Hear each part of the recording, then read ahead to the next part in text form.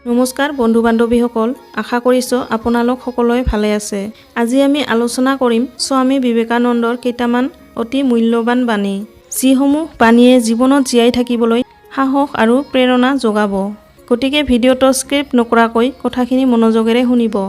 অসৎ কল্পনা অসৎ কৰ্মৰ দৰে বেয়া, অৰ্থাৎ অসৎ চিন্তাই পাপ, সংযত বাসনাই আমাক উচ্চ স্তৰলৈ নিয়ে।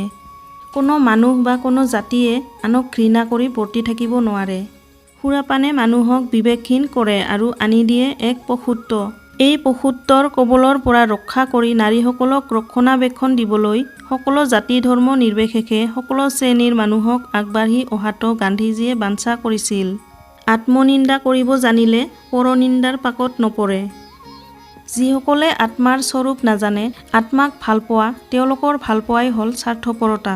যিসকলে আত্মাক জানি বুজি ভাল পায়, তেওঁলোকৰ ভালপোৱাৰ কোনো বন্ধন নাই, তেওঁলোক পৰম জ্ঞানী। খং নকৰিবা, নিজৰেই সৰ্বনাশ।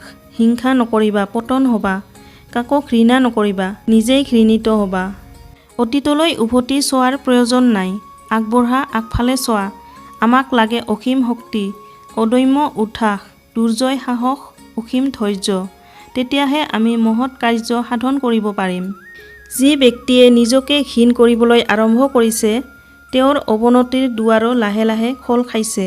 ব্যক্তি সম্বন্ধে এই কথা যেনেকৈ সত্য, জাতি সম্বন্ধেও একে। আজিলৈ ইমানেই।